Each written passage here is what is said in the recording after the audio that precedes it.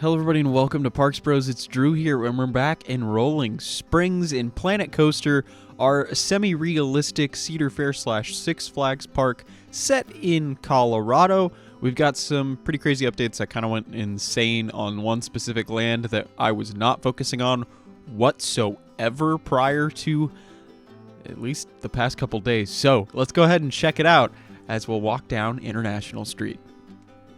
So our main update is on the right-hand side of International Street, which I'm pretty excited about. I think we've alluded to it a little bit in the last episode. You can kind of see it peeking out in the distance over there. I'm very excited to show this off. I think this, alongside Planet Snoopy, are the best lands I've done thus far.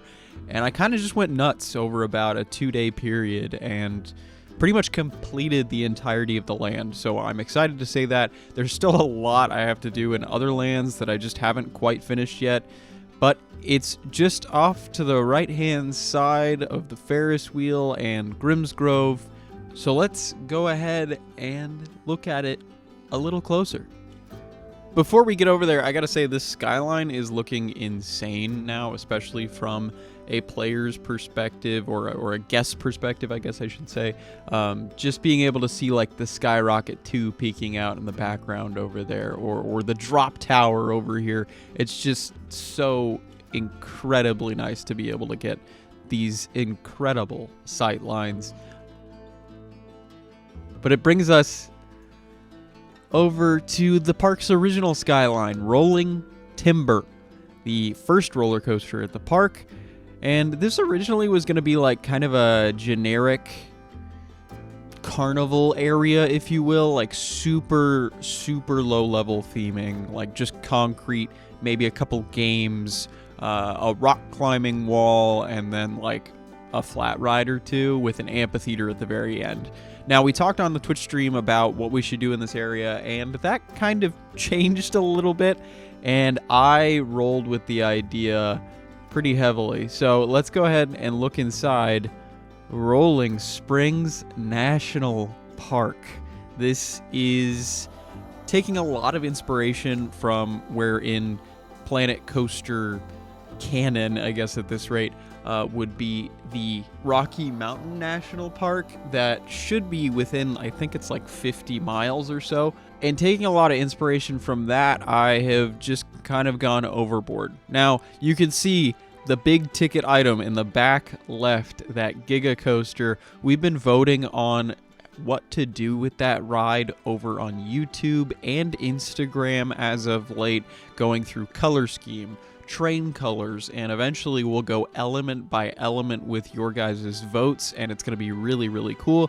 But instead of focusing on other lands like I should have at this point and wait for this area to be the last, I just went completely overboard and themed the entire area out. So as you walk in, you have this really cool view of this front entry sign and of course the Giga in the background, which we'll talk about more in just a moment. But off to the right, we have this small little picnic area. I just couldn't figure out what to put in this space exactly, but I thought about a lot of national parks or parks in general. They usually have a picnic area such as this, or just, something covered with a pretty simplistic roof, and just to make sure people can cool off enough. So let's keep walking alongside some of these amazing employees. Deeper into the land. Not too much in this area, though, I will say, in terms of actual ride or restaurants. There's only 2 rides, 1 food stop, and a restroom. So it's pretty simplistic overall, but I think it fits really well over here, and the theme is supernatural looking, and I love the way it's turned out as we get our first peek into the main area of this land to show off that front entry sign for Wendigo, our B&M Giga Coaster. This name was voted on by you guys, as well as the color scheme so far. Now, we haven't done any part of the actual coaster yet outside of the first drop, so that is all we have right now, but eventually we'll go element by element, and we'll talk more about that coaster in a second, as we have to turn around to our amazing Larson Super Loop. Oh my gosh, look at this thing. I've called it Tree Ring, just because I'm not entirely sure what I want to call it. There's not really a good name to make this forest theme outside of maybe wildfire, I guess, but I don't know. I feel like that's kind of distasteful with it being a national park, at least in theme. But yeah, Tree Ring is the name of it, just because I couldn't think of much else. And the color scheme kind of alludes to a tree a tiny bit. But yeah, super simplistic queue, super small queue as well. Nothing crazy here.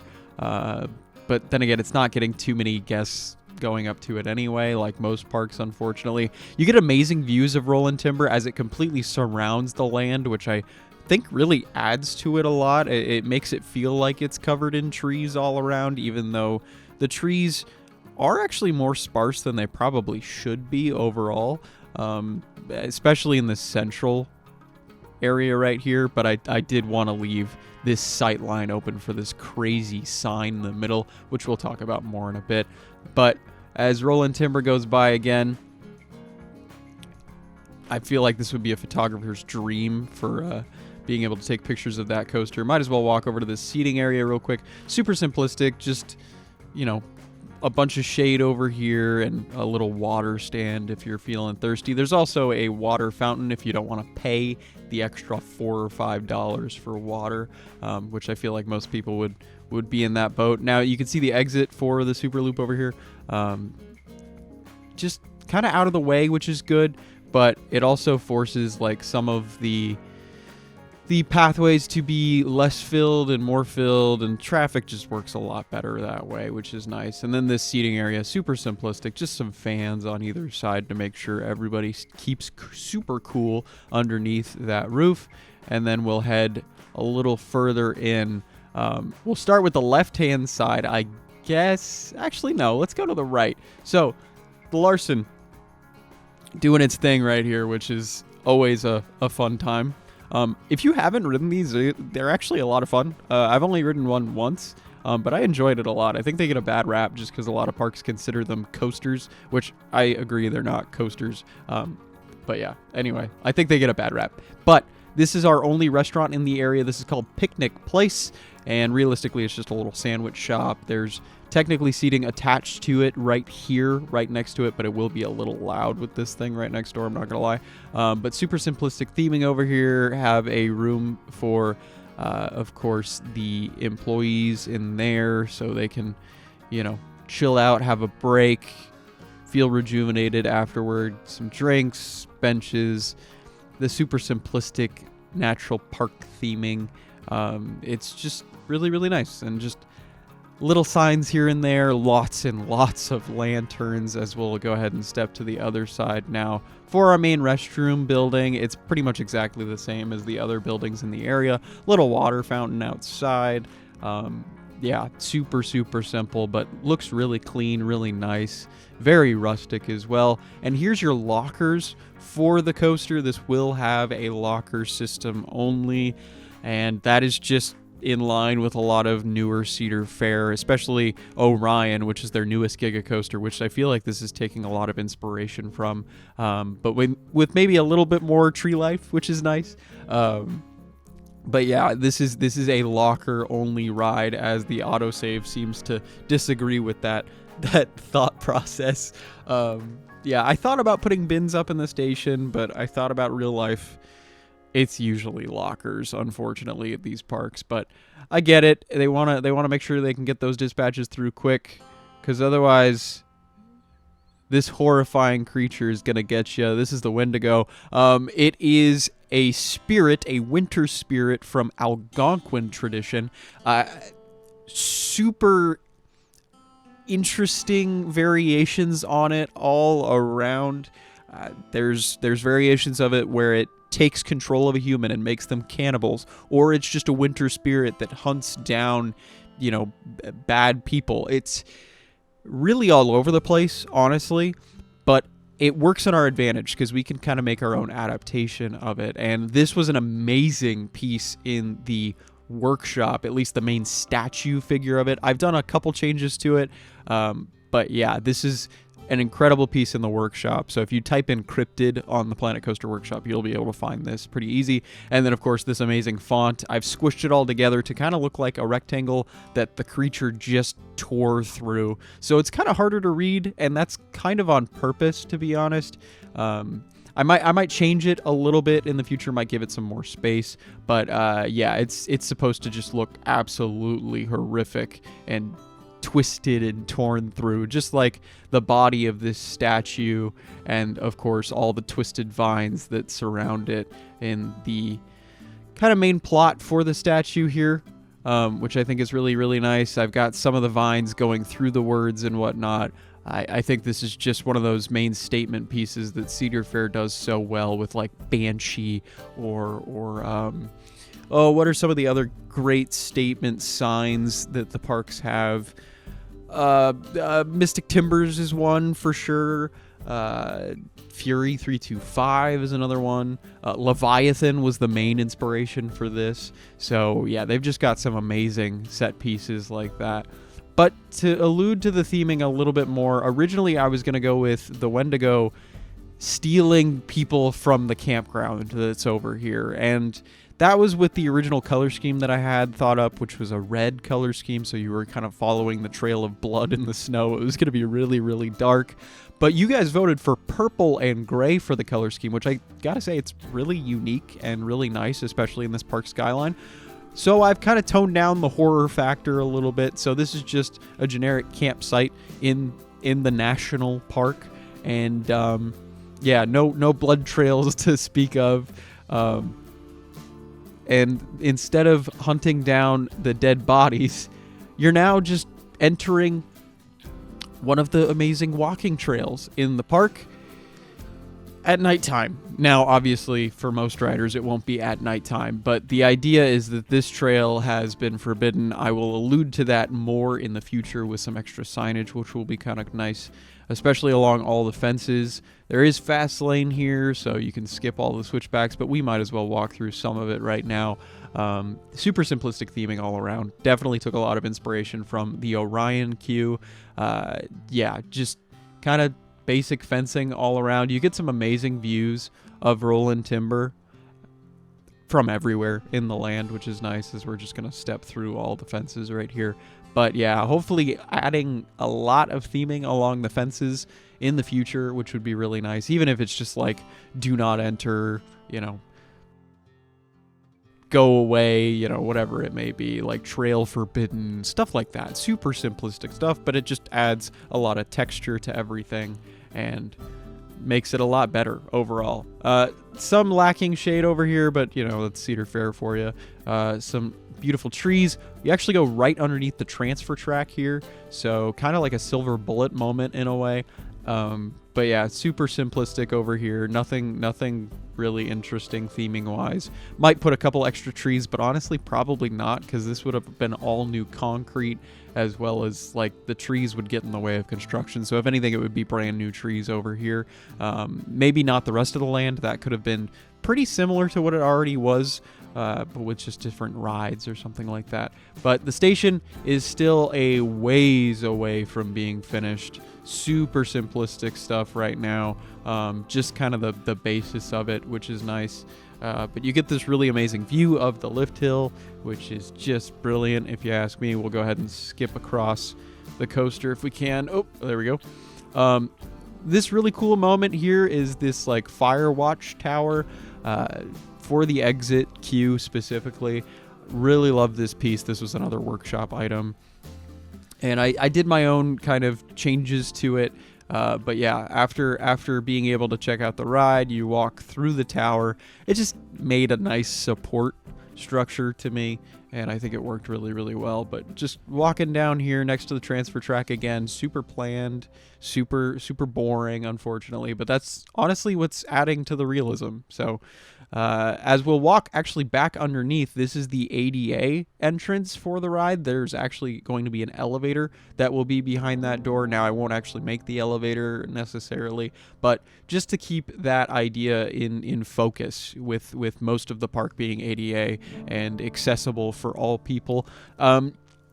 Obviously, the stairs would be a big issue for a lot of people, so we had to add an elevator, especially with how high the station is. I think it's like 25 to 30 feet in the air. It's pretty high up there, but most Giga Coaster stations are. But then, of course, we have an exit gift shop. Got to walk through here. Super boring inside as of right now. I might put a couple things in here, but I don't think focusing on interiors is the way I should be going right now, just because it saves on piece count a lot. And, of course, it's really complicated in this game to do interiors very well. But we'll go ahead and walk back through, and we've made it out to the front of the gift shop next to the campground. Amazing views of Wendigo in the background with rolling timber in the foreground.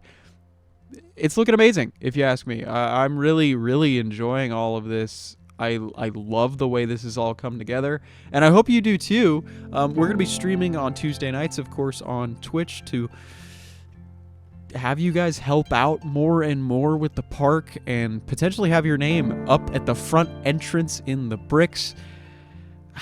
I gotta say, every time I step back into this park and add something new, it just feels better and better, and this is one of my favorite areas of the park so far, by far even, with the exception of maybe Planet Snoopy. And we might as well get an overhead view real quick as we step back towards the front entrance. This is the bricks that I was talking about earlier. If you have some amazing suggestions, we'll put your name right here, and you will be immortalized in the park whenever it gets released on the Steam Workshop.